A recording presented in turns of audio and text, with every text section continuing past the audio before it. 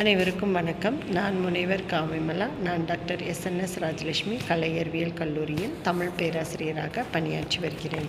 இன்றைய காணொளியில் நாம் காண இருப்பது மகாகவி சுப்பிரமணிய பாரதியார் இயற்றிய தன் கவிதையின் வழி வெளிப்படுத்திய மனிதநேய சிந்தனையை.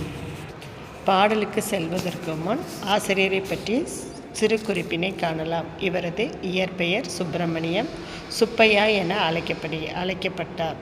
இவரது பெற்றோர் சின்னசாமி ஐயர் மற்றும் லட்சுமி அம்மாள். இவர் பிறந்த ஊர் எட்டயபுரம். இவரது வாழ்நாள் என்று பார்க்கும்போது டிசம்பர் மாதம் 11ஆம் நாள் 1882ஆம் ஆண்டு பிறந்தார்.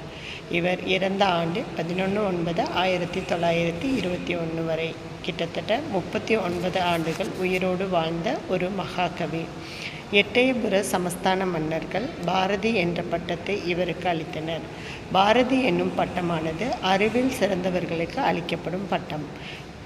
அடுத்ததாக சரஸ்வதி என்னும் பட்டத்தையும் பெற்றிருந்தார். ஞானத்தில் சிறந்த விளங்கும் துறவிகளுக்கு வழங்கப்படும் பட்டம் சரஸ்வதி. ஆக பாரதி என்னும் பட்டத்தையும் சரஸ்வதி என்னும் பட்டத்தையும் இளம் வயதிலேயே பெற்றிருந்தார்.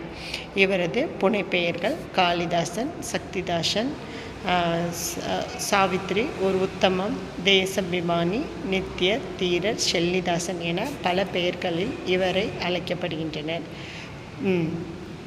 பாரதியார் ஒரு கவிஞராகவும் எழுத்தாளராகவும் இதழாசிரியராகவும் விடுதலை போராட்ட வீரராகவும் மற்றும் சமூக சீர்திருத்தவாதியாகவும் அறியப்படுகிறார். இவர் கவிதையில் சிறந்து விளங்கியதால் பாரதி என்ற பட்டம் வழங்கப்பட்டது. நவீன தமிழ் கவிஞர்களின் முன்னோடியாக திகழ்ந்த இவர் தமிழ் மொழியில் சிறந்த இலக்கியவாதிகளில் ஒருவராவார்.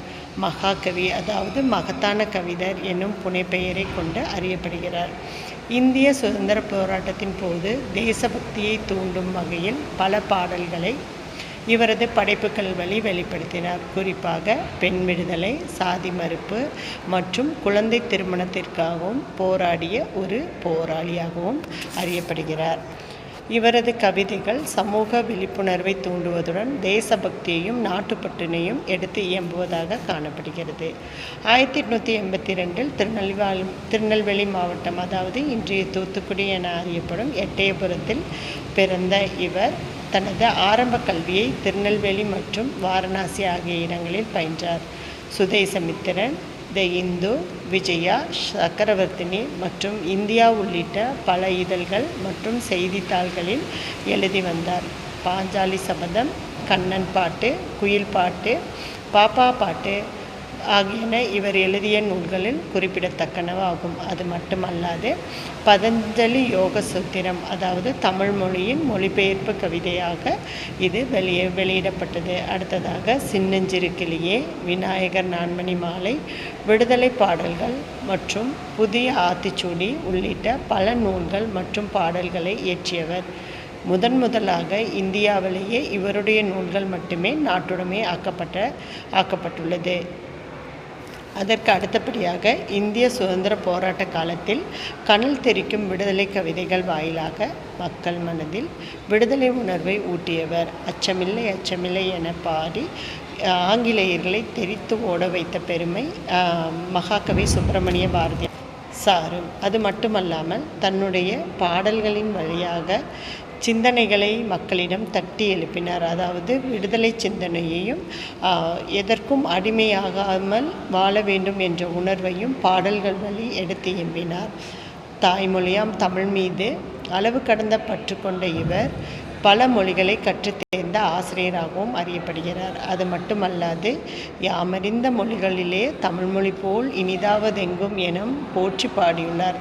பல மொழிகளை கற்ற மகாகவியார் தமிழ் மொழியில் அமைந்துள்ள சொற்சுவை, பொருட்சுவை வேறு எந்த மொழியிலும் இல்லை என்பதனை இந்த வரிகளின் வழி, அதாவது யாமறிந்த மொழிகளிலே தமிழ் மொழி போல் இனிதாவதெங்கும் காணோம் என்னும் போற்றி பாடியுள்ளார். விடுதலை போராட்ட காலத்தில் இவருடைய தேசிய உணர்வுள்ள பல கவிதைகள் மக்களை ஒருங்கிணைத்த காரணத்தினால் இவர் தேசிய கவி எனவும் போற்றப்படுகிறார். அது மட்டுமல்லாமல் மாபெரும் புரட்சி செய்த புரட்சி வீரனாகவும் அறியப்படுகிறார். இன்றைய பாடப்பகுதியில் நாம் காண இருப்பது பாரத நாட்டில் பின்பற்ற வேண்டிய பொதுவுடைமை கொள்கைகளை அறிந்து கொண்டு அதன் வழி நடத்தல் எனும் கருத்தினை உள்ளடக்கிய ஒரு பாடலை காணலாம். பொதுவுடைமை கொள்கை என்று நோக்கும்போது அனைவரும் ஒரே நிலையில் வாழ வேண்டும் என்பதனை இப்பாடலின் வழி ஆசிரியர் எடுத்துரைத்துள்ளார். இதன் தொடர்ச்சியை அடுத்த காணொளியில் காணலாம். நன்றி, வணக்கம்.